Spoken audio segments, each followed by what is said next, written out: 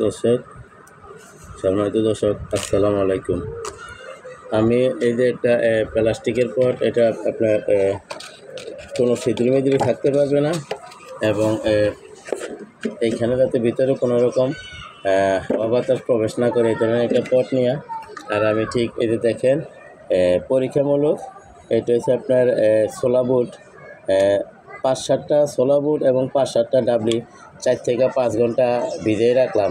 তো 4 থেকে 5 ঘন্টা ভিজিয়ে রাখার পরে আমি এখন টিস্যু কালচার হিসাবে দেখেন আমি কীভাবে এইগুলি করতেছি। আপনারা যদি একটু দেখেন, আমরা এই 4 থেকে 5 ঘন্টা ভিজানোর পরে যে ডাবলিগুলো খারাপ, এই ডাবলিগুলো নষ্ট হয়ে যাব।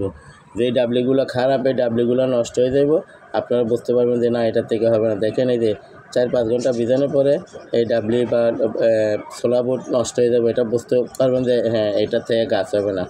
আর যেগুলি এই নষ্ট হবে না, গাছ হওয়ার উপযুক্ত, সেগুলি আপনার ভিজাইলে নষ্ট হবে না। যেগুলি আপনার ভিজাইলে নষ্ট হয়ে যাব, সেগুলি পর্যন্ত এগুলি থেকে গাছ হওয়ার উপযুক্ত না। তাই আমি পরীক্ষামূলকভাবে আমি টিস্যু কালচার হিসাবে চারা করার জন্য এখানে 5-7টা বুট এবং 5-7টা ডাবলি দিয়েছি। আপনারা দেখেন একটু কীভাবে দিছি।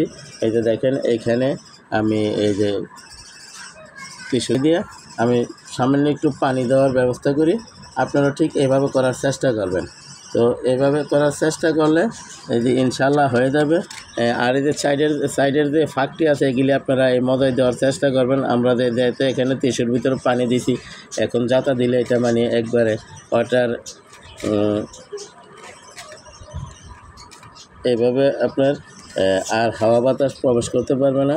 আপনার এই যে দেখেন মোটামুটি আর এখানে কোনো চারিদিক দিয়ে হাওয়া বাতাস নাই। এখন আমরা ঠিক এইভাবে আর একটু পানি দিতে হবে, যেহেতু আমরা এখানে আর 3-4 দিন পানি দেবো না, তাই আর একটু পানি দিয়ে আমরা এখানে 3 থেকে 4 দিন রেখে দেবো।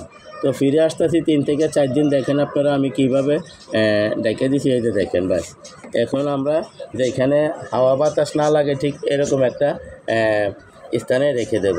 তো 4-5 দিন পর ফিরে আসতেছি।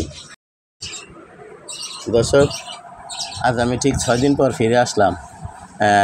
ঈদের কারণে ব্যস্ত ছিলাম, যার ফলে আমি 3-4 দিন পর আসতে পারি না। 6 দিন পর আসার কারণে আপনি দেখেন আমার এই যে বুটগুলা মোটামুটি গাছ তো হয়ে গেছে, কিন্তু ওই যে মাথাগুলো কালা হয়ে গেছে। মানে আর হয়তো আর 2-1 দিন পরে খুললে হয়তো পচে যেত, কিন্তু আসলে আমি তো ভাই সময়ের কারণে আসতে পারি না। যাক, আলহামদুলিল্লাহ, এখন দেখেন আমরা এখান থেকে তুলে নিয়ে রোপণ করব।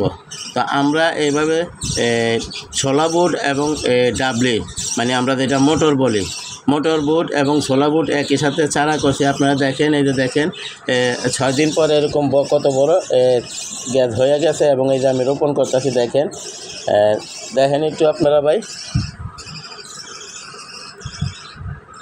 আসলে দেরি হয়ে গেছে। আর একটু আগে, আর 2 দিন আগে এটা করার ছিল। আপনি দেখেন সবগুলা এই যে এটা দেখেন, মোটরটা তেমন একটা মোটর আর একদিন পরে হইলেও কিছু হইতো না, কিন্তু ছোলা বুটগুলা আপনার বেশি বড় হয়ে গেছে। তাই আমরা এখন বুঝতে পারলাম যে ছোলা বুট এবং মোটর আমরা ইচ্ছা করলে একই সাথে এইভাবে চারা করতে পারবো। তো আমরা যারা এইভাবে চারা করব, এইভাবে চারা করার উপকার হলো যে এইভাবে চারাগুলো একটাও নষ্ট হবে না।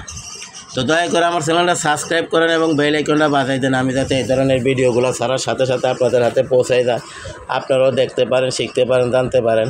তা আমি ভাই আপনাদেরকে একই সাথে ছোলা বুট এবং মোটরের চারা করে দেখাইলাম। আপনারা এইভাবে চারা করবেন, তাহলে ইনশাল্লাহ নষ্ট হবে না। তবে আমার মতো আপনারা 6 দিন পরে খুলবেন, আপনারা 3 থেকে 4 দিনের মাথায় খুলে হালাইবেন।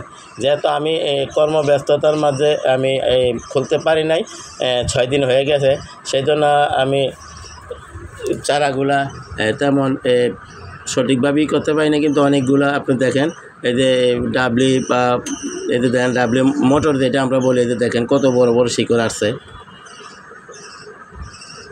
তো আশা করি আপনারা বিষয়টা বুঝতে পারছেন। আপনারা এভাবে করার চেষ্টা করবেন ভাই। এভাবে করলে আমরা টবে লাগিয়ে ডাবলি বা মোটরের মানে মোটর শাক বা ছোলা শাক আমরা টবে লাগিয়ে শাক খাইতে পারবো।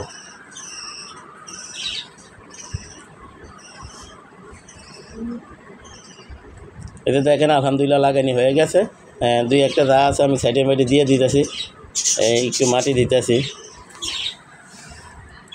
আর একটু শুকনো মাটি উপরে দেওয়ার চেষ্টা করি।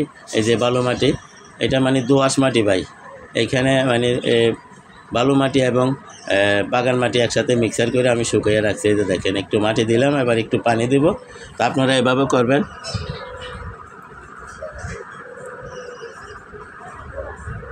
দেখেন। তো সবাইকে ধন্যবাদ জানিয়ে আজকের মতো এখানে রেখে আসসালামু আলাইকুম ওয়া রাহমাতুল্লাহি ওয়া বারাকাতুহু।